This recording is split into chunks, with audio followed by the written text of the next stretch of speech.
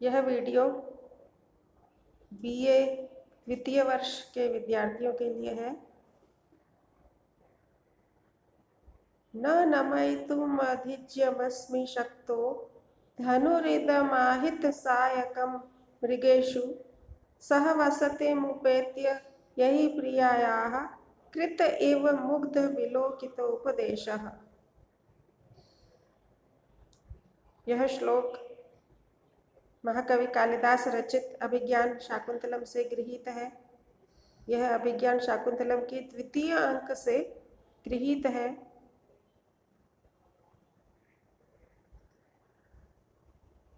राजा दुष्यंत शिकार करने के लिए वन में पहुंचता है। वहाँ एक स्थान पर ऋषि मुनि उसे हिरणों पर बाण चलाने से रोक देते हैं और उसे कण्व ऋषि के आश्रम में आमंत्रित करते हैं। कण्व ऋषि के आश्रम में पहुंचकर राजा शकुंतला का दर्शन करता है, उसका परिचय प्राप्त करता है एवं उसके अलौकिक सौंदर्य पर मुग्ध हो जाता है। यहाँ राजा दुष्यंत अपने मनोभाव को व्यक्त कर रहा है। राजा को ऐसा प्रतीत होता है कि शकुंतला पर मुग्ध होने के उपरांत अब वह हिरणों पर बाण चलाने में समर्थ नहीं है, हिरणों का शिकार करने में तनिक भी समर्थ नहीं है। शकुंतला के प्रति अनुराग उत्पन्न होने के कारण हिरणों के प्रति उसकी अत्यंत संवेदना उत्पन्न हो गई है। राजा कहता है, यही प्रियायाः स वसतिमुपेत्य। तीसरे चरण में कहा गया, यही प्रियायाः सह वसतिमुपेत्य।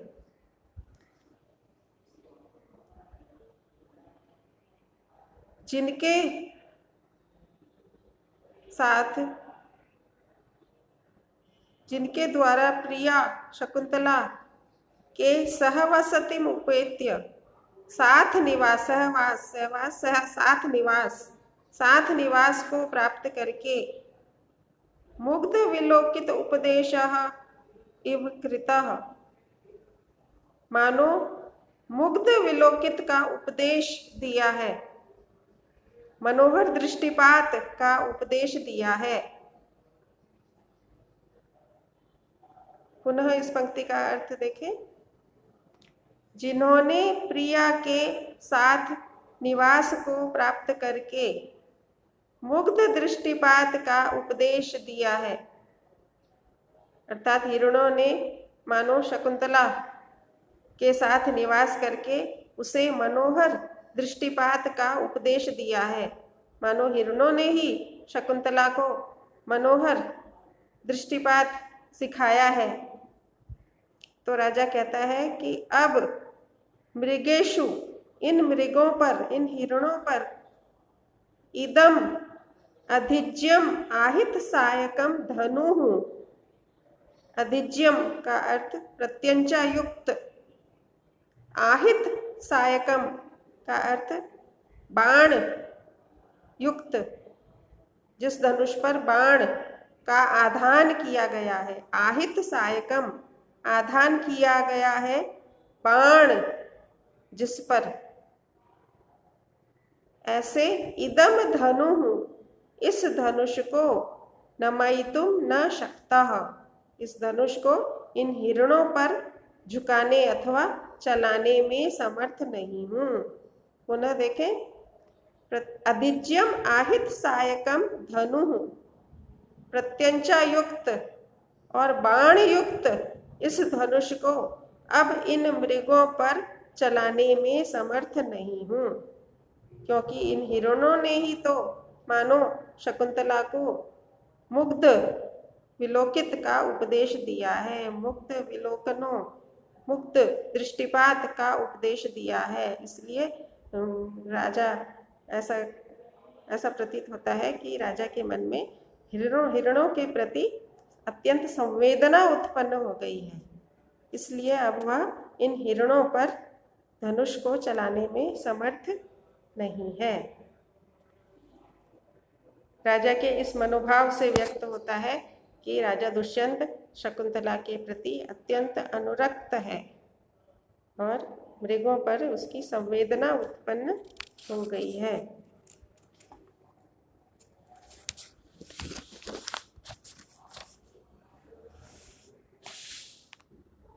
इसके अनंतर श्लोक देखें। अनवरत धनुर्ज्या स्फालन क्रूर पूर्वम, अनवरत धनुर्ज्या स्फालन क्रूर पूर्वम, रवि किरण सहिष्णु स्वेद लेशैरभिन्नम,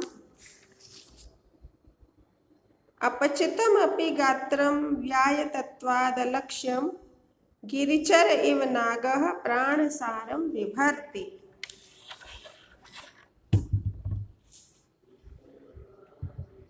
राजा का सेनापति, राजा दुष्यंत का सेनापति राजा के शक्तिशाली शरीर की प्रशंसा कर रहा है। अभी पूर्व के श्लोक में तो यह सूचित किया गया कि राजा का मन शिकार खेलने से विरक्त हो गया है, परंतु सेनापति राजा के शिकार खेलने की प्रशंसा कर रहा है और कहता है कि शिकार खेलने के कारण ही आपका शरीर शक्तिशाली हो गया है।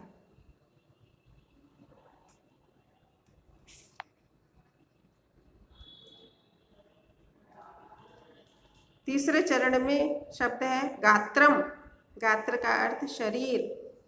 प्राणसारम गात्रम बिभर्ति, प्राणसार का अर्थ शक्तिशाली।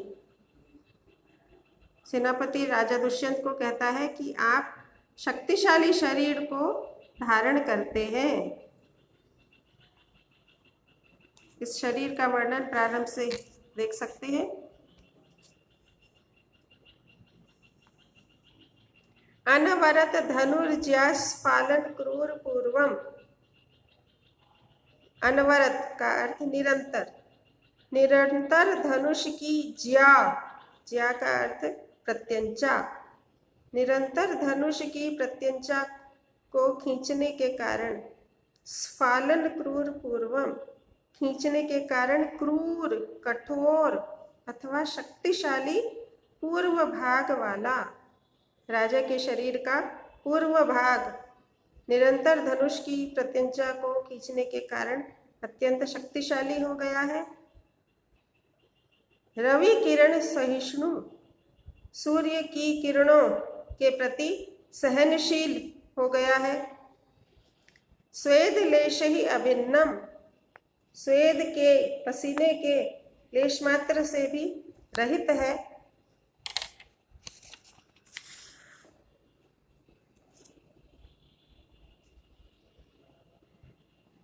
व्यायतत्वात्, विशेष रूप से आयत अर्थात विशाल होने के कारण, अपचितम अपि गात्रम, अपचित का अर्थ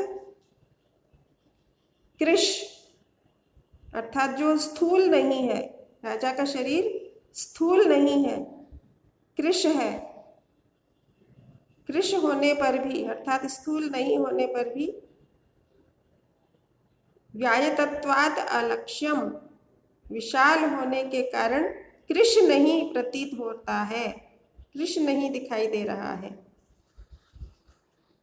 राजा का शरीर शक्तिशाली दिखाई देता है। गिरिचर नागः एव प्राणसारम गात्रम बिभर्ति, इस प्रकार यह राजा दुष्यंत गिरिचर नागः का अर्थ है पर्वतीय हाथी। राजा पर्वतीय हाथी के समान शक्तिशाली शरीर को धारण कर रहे हैं।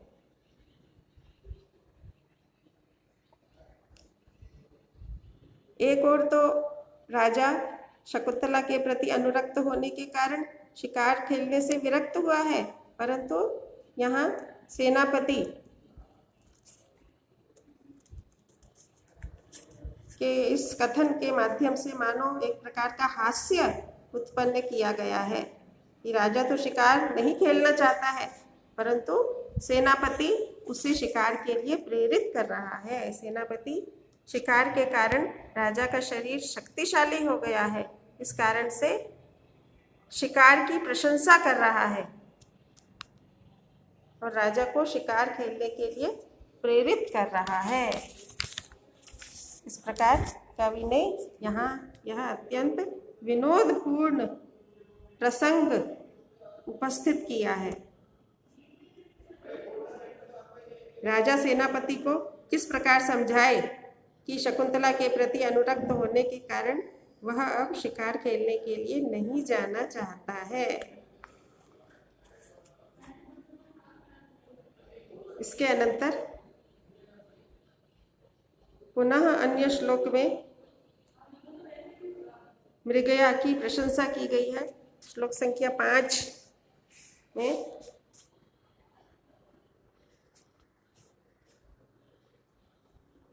मेदश्छेद कृशोदरम लघु भवत्युत्थान योग्यम वपुः सत्त्वानामपि लक्ष्यते विकृतिमच्चित्तं भयक्रोधयोः उत्कर्षः स च धन्विनां यदिशवः सिद्ध्यन्ति लक्ष्ये चले मिथ्यैव व्यसनं वदन्ति मृगयामीदृक् विनोदः कुतः। इस श्लोक का अनुवाद आप अगले वीडियो में देख सकते हैं।